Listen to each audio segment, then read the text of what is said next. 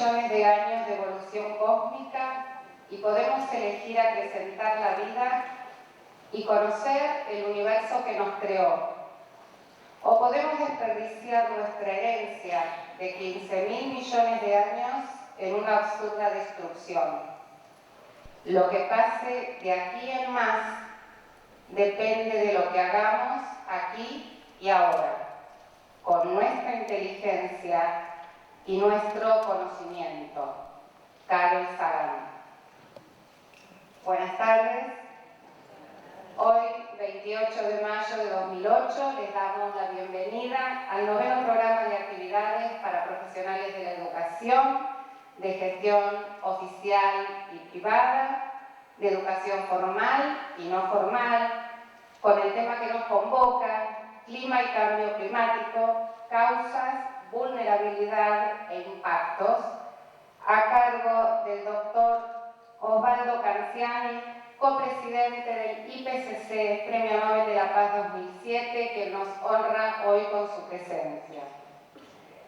Esta actividad ha sido organizada por la Escuela Martin Buber y hoy presentamos este 4º encuentro para la promoción del cuidado del ambiente, siendo los 3 primeros llevados a cabo con alumnos de escuelas de gestión oficial y privada en diferentes años, y participando en esas fechas más de 700 alumnos.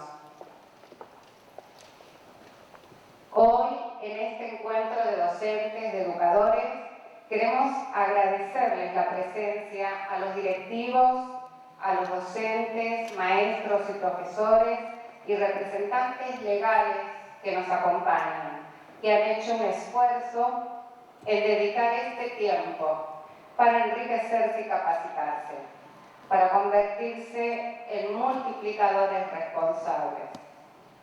Esta actividad cuenta con el auspicio por disposición 205/2008 de la DIGEP, Ministerio de Educación del Gobierno de la Ciudad de Buenos Aires, firmado por su director general, profesor Enrique Palmeiro.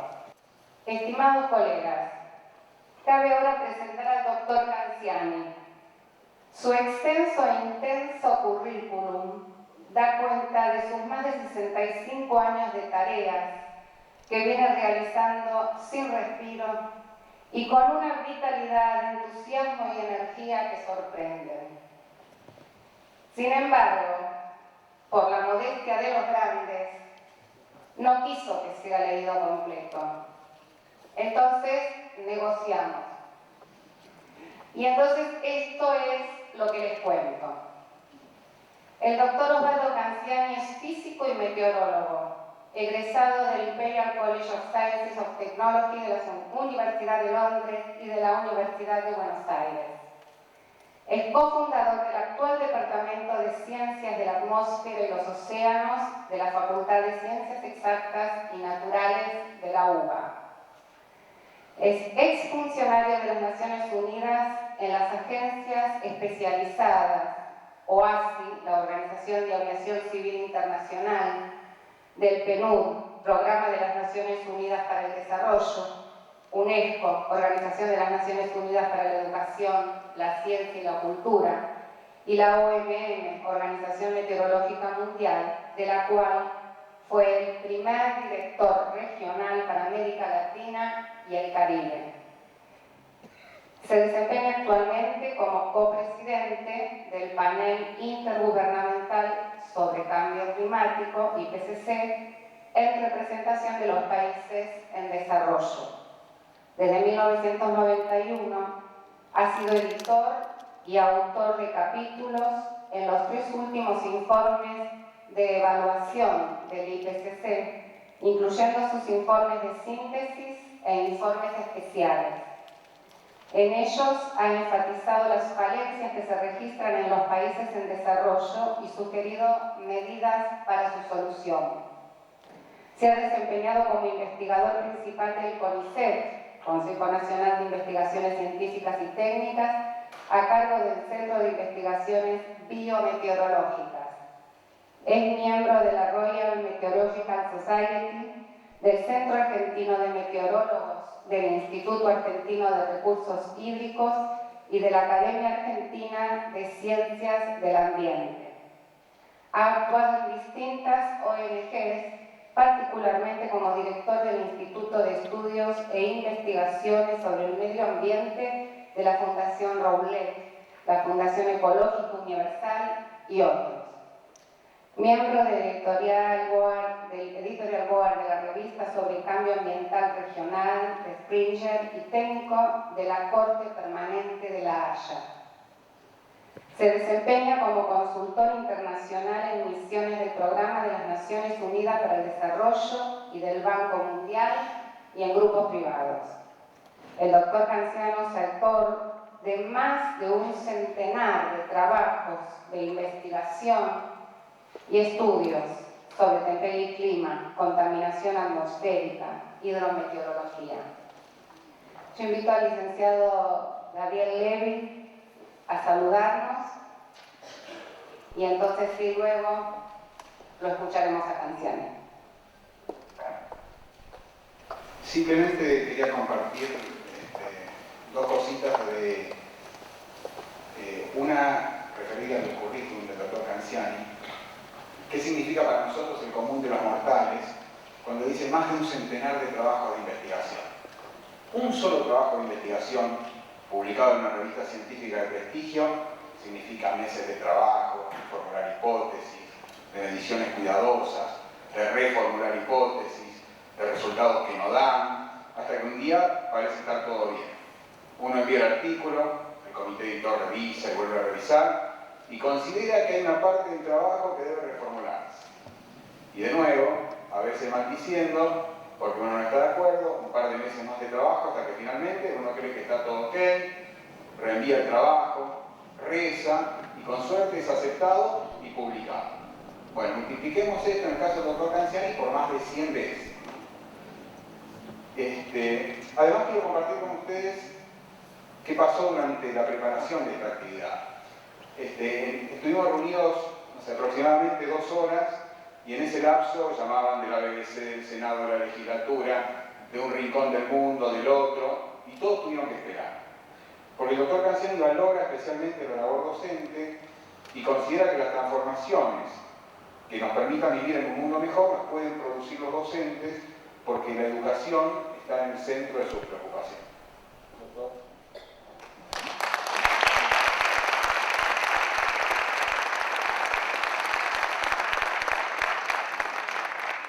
Bueno, muchísimas gracias. Yo tengo el honor de estar de nuevo en conjunto de docentes. Yo me inicié en la docencia desde los primeros niveles y tuve la suerte que me casé en una escuela primaria donde yo también daba clases desde bastante pequeño. Lo que pasa es que los años pasan y entonces uno va acumulando. Todo esto que se leyó son años que uno tiene sobre el lomo, razón por la cual tiene que cuidarse un poco más cada día. Este problema que nos ocupa hoy es fundamental y si bien las ONG lo iniciaron en la década del 80, en 1990 con la Fundación Roulette hicimos un grupo de trabajo de toda América Latina en Bariloche y llevamos el primer informe de las ONGs a Naciones Unidas vinculado con la región de Río. Creíamos, y lo digo con toda sinceridad, quizá ingenuidad, muchas veces los gobiernos, por ocultar sus realidades, no dicen la verdad total. Y entonces sucede que uno no sabe dónde está el problema del porqué de las falencias en todas las cuestiones vinculadas al ambiente. Porque no es meramente el cambio climático. El cambio climático y el clima en sí son evidentes. La temperie, o sea, el tiempo de cada día, uno lo ve, lo siente. Cuando habla de diversidad biológica, alguno dijo, ¿por qué se ocupan de las mariposas del Congo? Hay gente que no tiene la idea de que todo el sistema tiene que ver. Y cuando se habla del ozono, mucha gente se olvida que el ozono no está solamente en la estratosfera, sino está en la troposfera y en el suelo. Y en medicina, el problema del ozono es lo que es crítico para las personas mayores. Los problemas mayores en el CONICET, tenemos el equipo todavía para hacer observaciones en lugares críticos, pero imagínense ustedes que la Organización Mundial de la Salud establece un tenor de 50 partes por 1000 de millón de ozono en superficie como elemento estándar de referencia.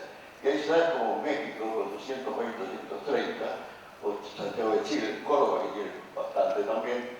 Consecuentemente, el aire que respiramos no es de los humos de los pastizales, que también es crítico, sino el aire de cada día, porque los escapes de automóviles dejan orgánicos volátiles que con el sol se transforman en ozono, crean problemas críticos.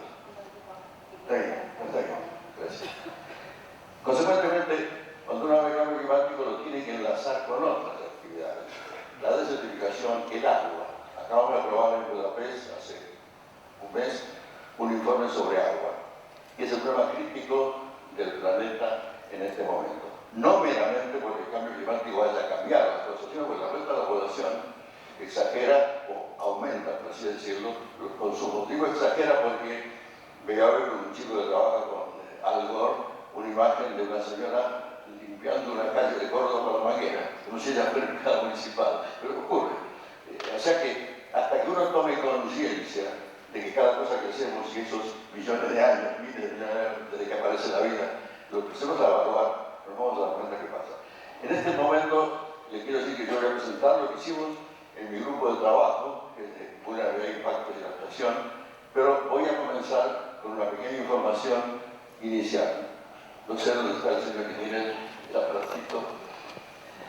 El tema es el siguiente. Clima diferente de la temperie. La temperie, el tiempo meteorológico, es lo de cada día, y en cada día hay poco de todo. Decían algunos autores que la escenografía del cielo es maravillosa. Y no lo hice aquí, pero lo hice en Nueva hace pocos días. Mostré una serie de imágenes de figuras de campos eléctricos y demás. Pero bueno, hoy vamos a dedicarle un poco más a este tema. Y como hablaba nuestra colega Liliana, todo esto que tenemos hoy aparece después del Big Bang y a lo largo de los millones de años sucede que se forman las galaxias y ahí aparecemos nosotros en un esquema muy simple, quizás hace años, hace 3.100 millones de años que aparece algún inicio de vida del planeta, pero en ese momento la atmósfera no era la que conocemos hoy, pero hace 2.000 millones de años, y eso dice James Lovelock, hubo una eclosión brutal, se empieza a producir oxígeno. Los bichos o elementos que viven en esa época tuvieron que desaparecer, como desaparecieron los dinosaurios, según diversas teorías, y empieza la fotosíntesis, y el hombre, que además de llamarse Homo sapiens, debe llamarse Homo económico, porque ve las cosas desde el punto de vista del dinero, somos todos vidas en potencia, queremos tomar todo en oro para no poder hacer nada. De todas maneras, el Homo sapiens en 200 años inicia un proceso tan violento como lo que ocurrió en los eos geológicos que cambiaron definitivamente las condiciones de vida. Y en realidad nosotros como mamíferos aparecemos por una destrucción de otras especies y la evolución nos trajo hasta aquí. El problema es que en ese momento, antes de producirse el cambio, no había oxígeno. Al no haber oxígeno, toda la energía solar, que es muy intensa, llegaba a la Tierra y Miller lo hizo en Estados Unidos en 1953, de un ácido inorgánico genera un ácido orgánico y se inicia un proceso de evolución.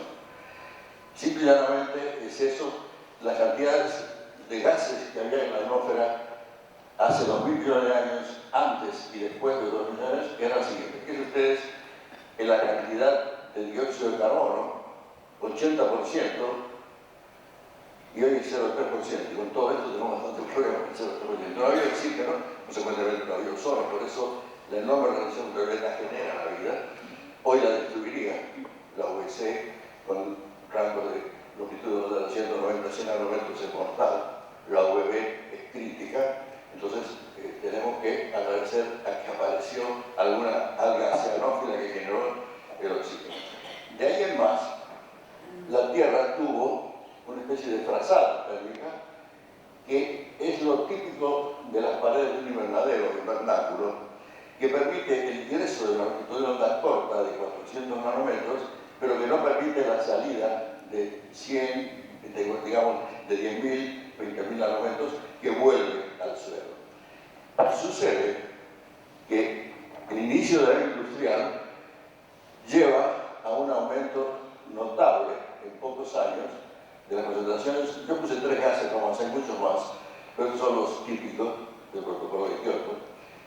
Consecuentemente, esa frazada térmica se agranda notablemente, se hace más espesa y hay más energía que vuelve. Esta cantidad de energía es tal que, medida en los últimos 200 años, con respecto a la variación de energía solar, es 13 veces mayor. El Grupo de Trabajo 1, en marzo del año pasado, estableció claramente esta es la discusión y todavía hay gente que cree que el cambio es natural. La explicación es difícil si uno pretende que la naturaleza por sí misma lo haga. Es como aquello que dice la gente que se funden todos los polos. La gente se olvida que las masas de hielo no están a 0 grados, están mucho más bajo cero, y que si uno sigue un análisis paleoclimatológico tendría que disponer de condiciones térmicas muy críticas que no se van a alcanzar todavía. Consecuentemente, ese tipo de angustia por la gente que de repente quiere llevar a subir 18 o 20 metros, no va a suceder así. Va a haber 2 componentes, evidentemente, la expansión térmica, porque el agua se dilata, y luego el agregado de la fusión de los hielos. Las temperaturas humanas siguen aumentando. Es decir, la idea que un protocolo lograra reducir las emisiones fracasó. Se pretendió que los países industrializados, que eran 39, algunos más emergentes, como China e India, bajaran los niveles a los 1990 a menos 5%. Y hoy se está aumentando más o menos 2% por año. Consecuentemente, desde el comienzo de la era industrial, estamos ahora llegando de 265 a 380 partes, con nuestra agravante, como saben ahora. Nuestro grupo inició el estudio y puso en evidencia que hay impactos, implicaciones regionales discernibles. Un grupo de la NASA hizo el trabajo, pero aquí hay imágenes. Este era una pista de esquí en Chacaltaya, en La Paz, y ahora queda más o menos 2 o 3 manzanas de hielo. El Usara era un glaciar resolado. Probablemente cuando estuvimos trabajando con Laguna del Desierto, algo pudo haber aparecido. Ustedes han leído lo que pasó con un glaciar en Chile que desaparece y luego aparece de nuevo. Las fallas geológicas son bastante críticas y uno de los problemas que tenemos, casualmente, por no hacer estudios integrales, es que represas, huellas y etapas transfieren el agua y el Liberá está siendo inundado. Es un problema crítico que demuestra que muchas veces el hombre no analiza las consecuencias de lo que hace. Y vale el último ejemplo que tenemos en la bibliografía y en los conocimientos. Inglaterra dona 74 millones de libras esterlinas para sacar agua de Bangladesh y de Pakistán. Para los ingenieros, por lo que las bombas, se descubre luego por el cáncer en regiones sin piel que eran aguas arseñosas. Pero no nos asustemos porque, además de casi 300 millones de personas que sufren ese problema de arsenio en nuestro país, lo que se llamó el síndrome de Belleville, es crítico, y luego la fluorosis en la zona central de Argentina, y probablemente en otras zonas cuando empiecen a vaciarse las napas útiles y se llenen, sea con agua de mar o con agua contaminada. En definitiva, el mundo sigue. La ranita dorada de Costa Rica, que era de la selva luminosa, desapareció, el oso está en extinción, y esto es una especie de broma científica, una moza sentada en lo que mañana no hace, o muy pronto le va a hacer más un bloque. En las áreas donde se estudia seriamente la floración de plantas, se ha observado un cambio notable en el inicio de la floración, y no somos o no estamos acostumbrados a hacer eso en nuestros países, pero en Europa es normal que se declare el inicio de la primavera no con el calendario, sino con la floración de las plantas. Eso es típico. En Ginebra, en la Vieille, existe el clásico castaño, que es el que define el comienzo de la temporada. Hay eventos tan críticos como este, que fue desde el 2003, que dio para París tasas de mortandad bastante críticas. Nosotros hemos tenido un caso crítico el 29 de enero de 1957, pero hubo 3 o 4 muertos con una temperatura máxima que perduró por varias horas de más de 43 grados. Allá fue crítico, y esto no tiene nada que ver con lo que ocurre en el hemisferio sur, el hemisferio asiático, el hemisferio totalmente de terreno, de tierra, como el hemisferio norte, con una bomba de calor que es el Sahara, y en ese momento estamos mirando aire caliente hacia el norte. Este es el trabajo que se hizo en la NASA, una colega nuestra, donde se han tomado arriba de 50.000 datos y se han ordenado por regiones.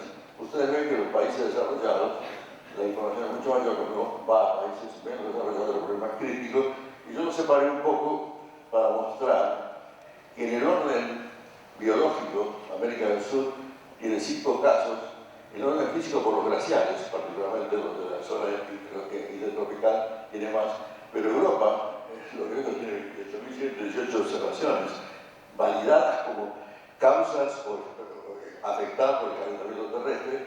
Estados Unidos tiene algo menos.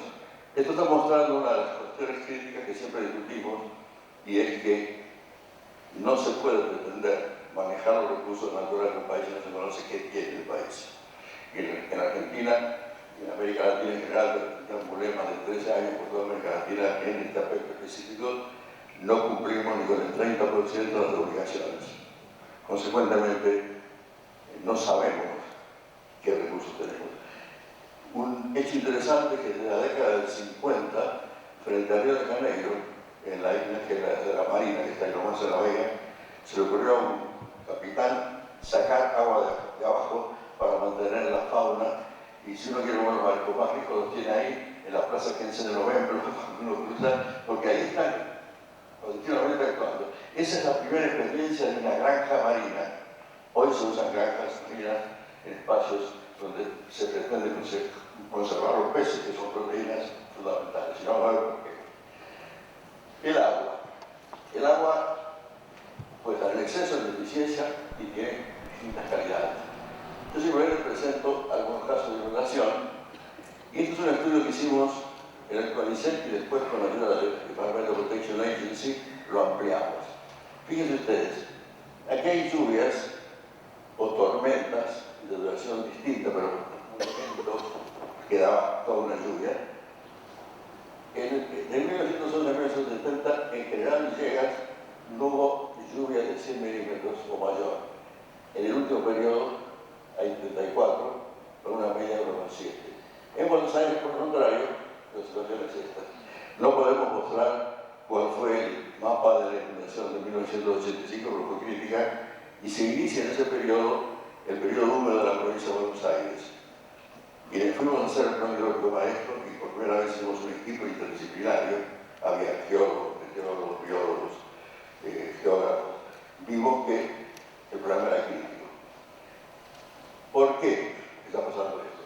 La situación atmosférica típica es esta, por ejemplo, que generaba los vientos pamperos. Hoy, al modificarse el gradiente isobárico en el sur, los vientos entran con una componente del sudeste, y si ustedes tienen memoria, antes se hablaba del pampero, porque es lo bastante común. En septiembre de 1943 yo tengo unas imágenes, ahora traje ahora, del río de la Plata corrido hacia Uruguay. Está totalmente, los pescadores en el área, ya tienen sin agua.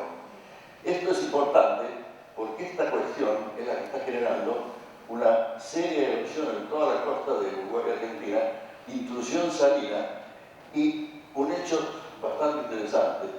La Pampa es una extensión chata, de un gradiente descendiente muy bajo, y además tiene la particularidad de que está constituida por arcilla en su parte geomorfológica en sí, porque era una olla, cuando se levantaron los Andes se llenó de cenizas, y consecuentemente la única variable del cambio de inundación era o echar agua al mar o evaporarla.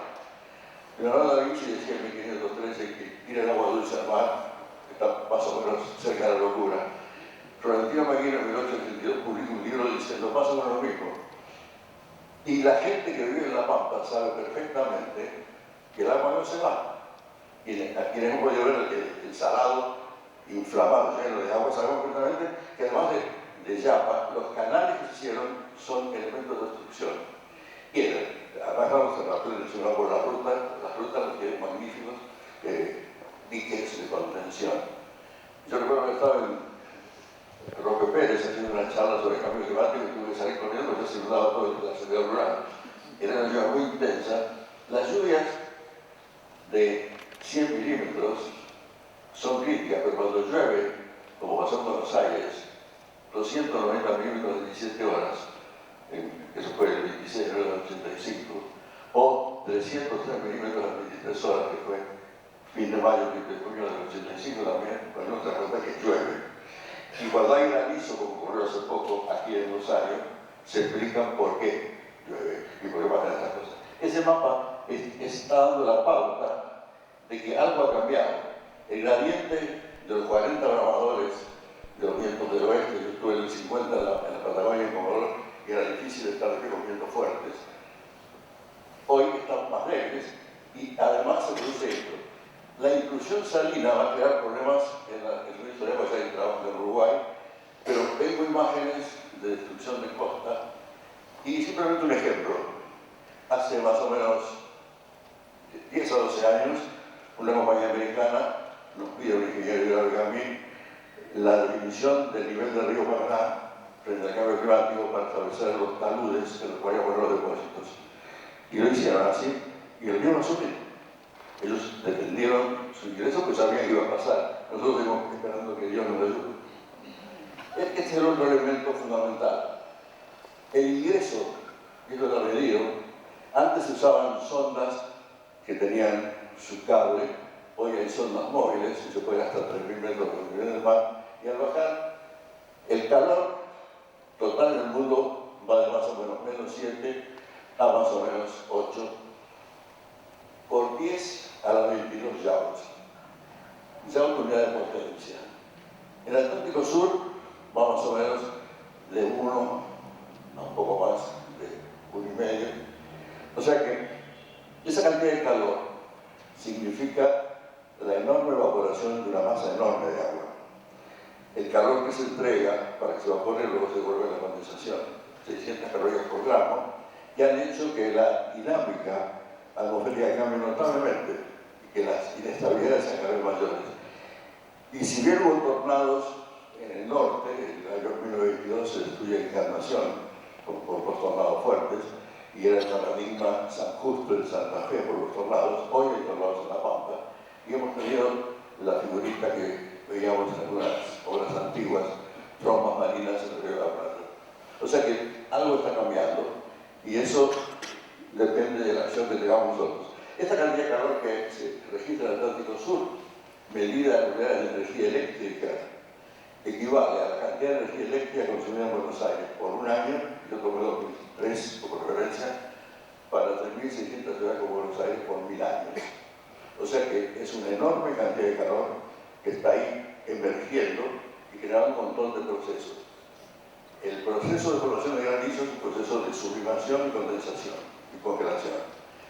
Bueno, con esa cantidad de agua es evidente que el tema es muy crítico y debemos esperar granizos que también los hubo antes, pero no con la frecuencia de ahora. O sea, la máquina de la atmósfera se ha comportado en estas condiciones, pero es más frecuente, y lo que pasó en el 2005 con los tornados, con los huracanes en el Caribe, los Willy en Australia, los tifones en el mar de la China, es notable. Han aumentado el número y hemos tenido hasta un huracán sudamericano en la costa de Brasil. No traje la foto, pero bueno.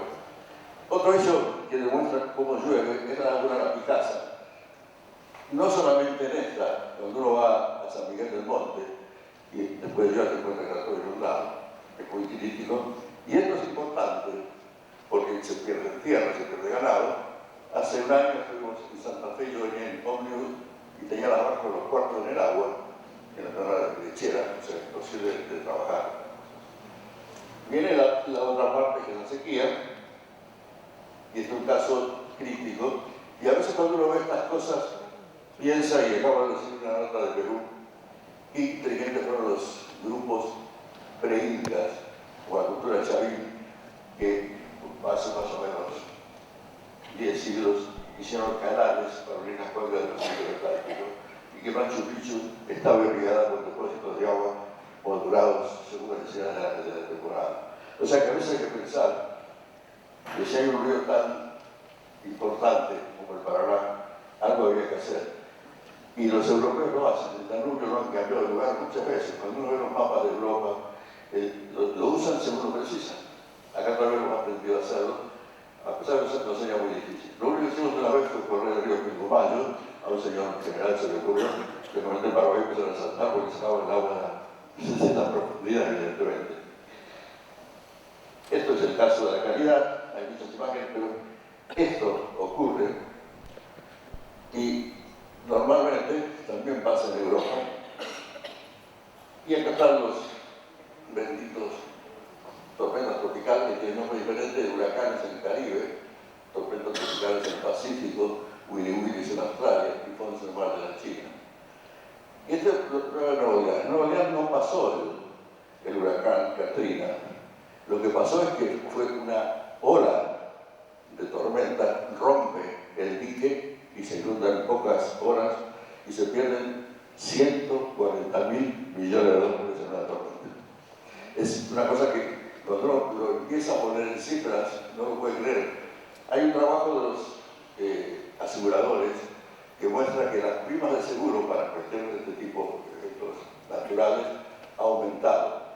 Pero desde la década del 50 hasta ahora ha habido un salto de 4.000 millones de dólares de pérdida a 40.000 millones de dólares de pérdida media de la gente que tiene el tanto, que son aseguradores. Si no, la gente, nadie mide, nadie sabe.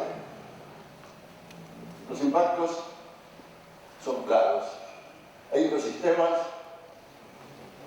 que van a ser los corales, básicamente, la tundra. Este es un problema muy crítico. La tundra, el permafrost, tiene gran cantidad de metano y al fundirse van a acelerar la contaminación de gases.